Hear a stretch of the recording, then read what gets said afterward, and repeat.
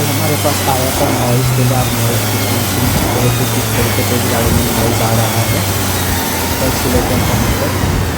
और गाड़ी जो है वो काफ़ी ज़्यादा मॉडिफाइड भी है और इसके अंदर ये नॉइज़ आ रहा है।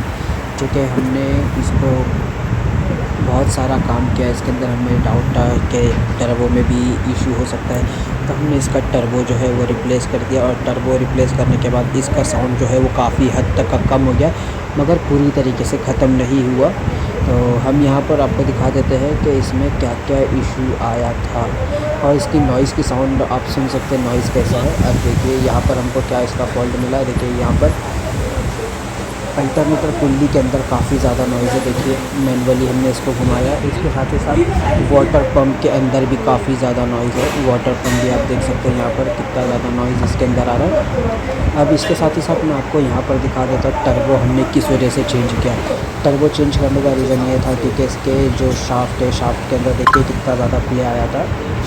ये ऐसा लग रहा है कि ये नॉर्मल है, मगर ये नॉर्मल नहीं है। इसके शाफ्ट जब हम एक्सीलेटर करते हैं तो इसके अंदर एबनॉर्मलिटी आती है और इसके फ़ैन के जो श्राउड है वो प्रॉपर से जो घूम रहे हैं मगर वो वाइब्रेशन कर रहे हैं, जिसकी वजह से हमिंग नॉइज़ आ रहा था।